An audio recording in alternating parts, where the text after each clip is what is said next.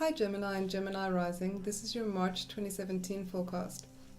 So the most notable thing happening this month is of course Venus going retrograde on the 3rd of March. Venus goes retrograde every 18 months or so, and Venus will stay retrograde in Aries in your 11th house until the 15th of April. So we're in it for the long haul. So what happens when Venus goes retrograde? You know, for everyone it's about reconnecting with significant friends or partners from their past. Venus is that planet of love, friendship and affection, and also financial matters. So all these areas come under review when Venus is retrograde. So it's all about finishing up our past business with relationships. So revisiting connections, revising connections, reviewing current relationships. And with Venus in the 11th house, you know, you can find that friends or lovers or partners that you haven't seen in a long time, erstwhile partners that is, I would hope, you know, can pop up suddenly. So you may decide to look up friends and acquaintances that you haven't seen in a long time just to reconnect with them. Or you may find that these people are looking you up. So this can relate to romantic partners as well. But with Venus retrograde in the 11th house, it's really time to review your social connections and obligations.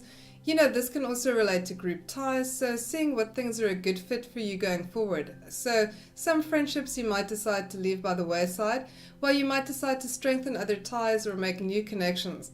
So Venus retrograde here, it's really about pruning your social circumstances and obligations, deciding what groups you're associating with, you know, which ones you want to identify with going forward. So reevaluating those sorts of considerations.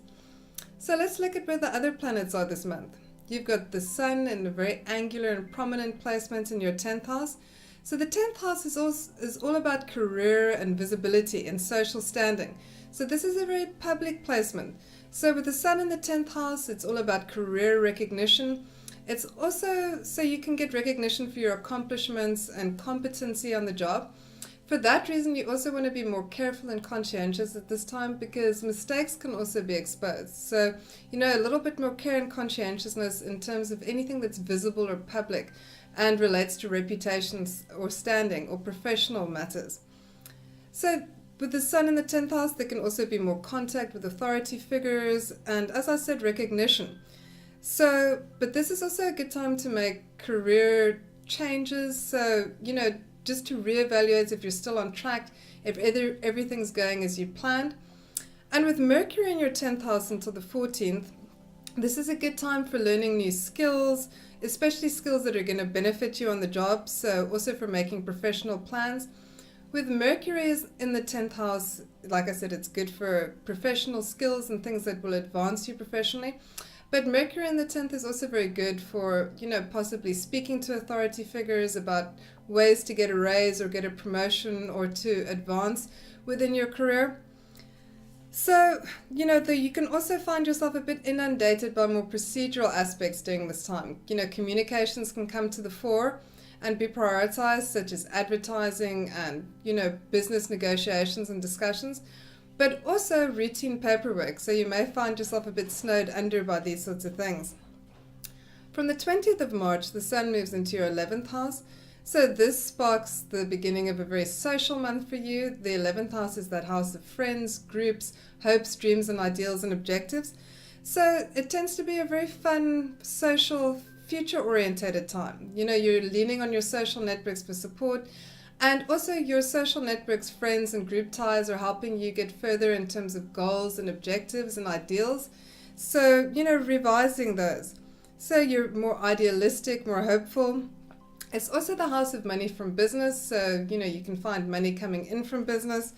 And you can also find some luck in terms of assistance from other people because this is also the house of benefactors. From the 14th of March, Mercury goes into your 11th house as well. So this really sparks, again, that social calendar, lots of conversations with friends, with groups. And also your mind is on your goals, dreams, aspirations. So you want to revise your goals at this time, see which ones are still appropriate. You know, perhaps some of them are under review and, you know, you're thinking about the future can change, you know, at this time. So, you know, you're revising future plans. You know, you're feeling, again, like I said, very idealistic, and you're having those types of conversations with other people. So lots of interactions, socializing and banter with friends and with groups. And this is really when you lean on your social networks for support, and they can help you advance your goals and objectives. So as I said, Venus retrograde in your 11th house, so friends, lovers or partners that you haven't seen in a long time, people from the past can resurface. And again, like I said, it's all about revising connections, both with friends and with groups, deciding what's appropriate going forward. So there can also be, with Venus retrograde, some complications regarding social gatherings and interactions with friends. So those things can, have some unexpected results at times. Okay, and Mars is in your 11th house until the 10th. And Mars in the 11th house, this is really active. You're like pushing a lot of your physical energy into your goals, aspirations, dreams, and ideals. And again, the emphasis is on teamwork, in terms of achieving those goals and aspirations. So Mars here is very energized in terms of the future, very goal-orientated. This is also a very good placement for physical activities, sports, hikes, that sort of thing with friends and groups, because this is, of course, the house of friends and groups and team effort. So from the 10th of March, Mars is moving into your 12th house, and Mars in the 12th, can feel a little bit thwarted, a bit misunderstood, like you're not getting recognition for the things that you're doing. So this is just something that you want to bear in mind. And for some of you, it may mean that it's going to be better to work alone. And, because you are feeling frustrated or like you're not getting the recognition that you deserve from other people. But Mars in the 12th is also a very good placement for if things that you want to work on and pursue behind the scenes for when Mars goes into the first house and you want to launch them. So let's look at the other aspects this month. On the 1st of March, we've got the Sun conjuncting Neptune in your 10th house. So the Sun and Neptune in your 10th, can make you feel that's very good for creative thinking, for artistic thinking. And so you may find that you're called upon to do some artistic or creative work, even if your job doesn't ordinarily involve this. The other side of this aspect is you can be feeling a bit flat, so a bit pooped. And then this can be with regards to professional matters. So perhaps a little bit of fatigue on the job today. But very good also for creative work and creative projects if you're involved with them now. On the 2nd of March, we've got Jupiter opposing Uranus between your 5th and your 11th house. So these are the social houses, and this is, of course, a very prominent aspect this year. So when Jupiter and Uranus oppose, often at the time of this aspect, there's a really, events conspire in such a way that, we're released from certain obligations and duties that we find binding or restrictive. And for you, this relates to friends and group activities, even romantic partners. So you'll want to shirk off excess duties or things that are limiting your freedom. So you may also find that you need to give friends and romantic partners more freedom under this aspect, because they may see you as the source of restriction conversely. On the 4th of March, Mercury conjuncts Neptune in your 10th house. And much like the Sun conjunct Neptune, this is again good for perceptive, imaginative thinking, creative self-expression on the job. On the other hand, you may find that if you need to present your ideas professionally, you're not feeling as confident under this placement. So you can feel a little bit more insecure about your ideas, not as confident as usual. Or conversely, you'll find that it's very good for creative self-expression and it's a good fit in that regard. On the 5th of March, we've got Mars trining Saturn from your 11th to your 7th house. And this is going to be very good for advancing your goals and doing hard work around partnerships and got those goals and objectives. So with Mars and Saturn, there's a capacity to get a lot of things done. Anything that you're involved with work-wise doesn't have to be too interesting or glamorous. You can just buckle down and, really accomplish a great deal. So really use this energy for getting, slug work done. On the 6th, we've got the Sun conjuncting Mercury in your 10th house. So here we can have a lot of conversations happening, again, lots of routine paperwork. You could be initiating into actions, and this could be around business discussions, commerce. So there's a lot of exchange and interchange of ideas under this aspect. And it's also very restless and future thinking. So good for business, good for commerce, good for getting your ideas out there in the workplace. So at the same time, Mercury and the Sun are both applying to sextile Pluto on the 8th of March. So this is very good for reform around work environments, The 8th house is, of course, that house of budgets where you look for support.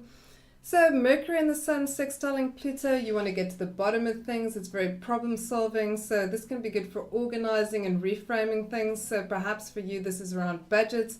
It's around professional ideas.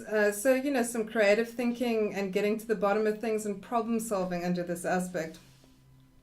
On the 12th of March, we've got Mercury squaring Saturn. So this is a difficult aspect. And for you, this affects professional concerns and partnerships, so you may find some miscommunication, delays in communications. Perhaps a partner isn't understanding you or a boss isn't understanding you. So, you find, there's some problems with comprehension under this one. So you may just have to push through or just be misunderstood for the next few days. On the 12th of March, we've got the full moon happening in your 4th house. So, of course, with the sun in your 10th house, which is all about professional standing, career matters, social responsibilities. The 4th is where it's our private domestic terrain. It's family, it's property. So you may find that those sorts of issues come to a head at the full moon. So it's all about that balance between work and professional commitments and home.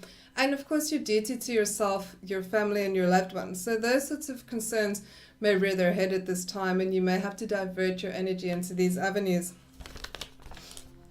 On the 17th of March, the Sun squares Saturn from your 10th to your 7th house. And much like Mercury squaring Saturn, this can show, obstructions, delays, difficulties, also lots of duties and obligations. And for you, this is going to be around work. So perhaps you find, a boss is giving you too much work to do, too many duties, too much obligation. And with the Sun squaring Saturn, sometimes we find correspondingly our energy is quite low. So although there's a lot to do, we don't really have the push or the stamina, the wherewithal to push through. So, this is just one that's likely a short and brief transit, but you may feel a bit overloaded by professional and partnership responsibilities. On the 18th, we've got Mercury conjuncting Venus in your 11th house. And of course, Venus is retrograde, so this could be reconnecting with a friend or someone from the past, even a lover, because the 5th house is right opposite the 11th. So here, this is a good time to perhaps tell a friend how you feel about them or a romantic partner, so good for declarations of love. You're able to articulate your feelings with great sensitivity. It's also very good for financial and business dealings, and this is the house, of course, for money coming in from business, so it can be very productive in that respect. On the 23rd, we've got Mercury squaring Pluto from your 11th to your 8th house, and this can have you a bit preoccupied, fixated on an idea. So, and for you, this could be coming up around 8th house matters, which can be habits and things that we've acquired that don't serve us anymore. So perhaps you're getting stuck in a bit of a rut and, this is the aspect which can help you review those actions or habits and behaviors and make sense of them. So a bit of awareness in this respect. On the 24th, we've got Mercury opposing Jupiter from your 11th to your 5th house.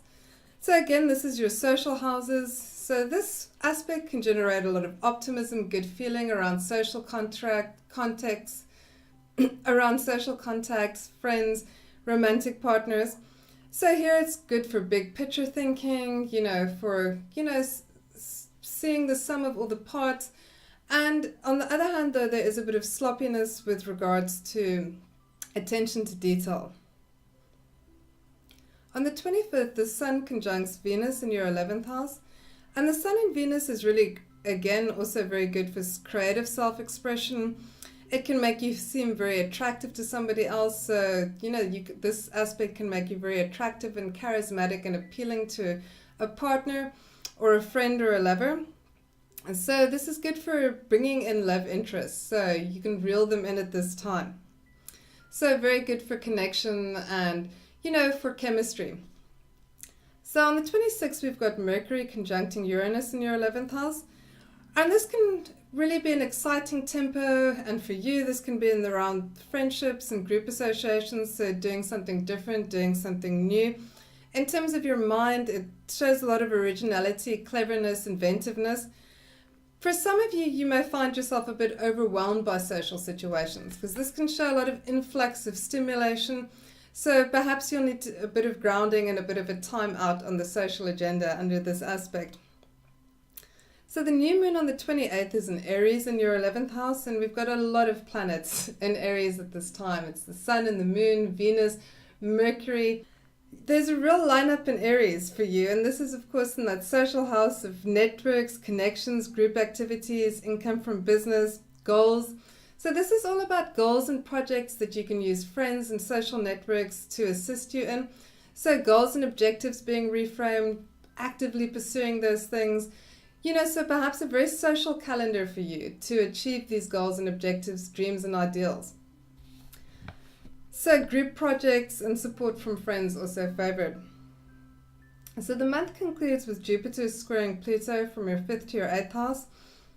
And this aspect can show ambition, striving for power, efforts to get success and recognition. So there can also be conflicts from people in power, but this is very good for projects to reform, rebuild. So these can be physical in terms of tackling something tangible, or abstract in the sense of ideas. So ideas coming under review. But it's very important to be flexible under the influence of this aspect. If you've enjoyed this podcast, please like and subscribe, and thanks so much for listening.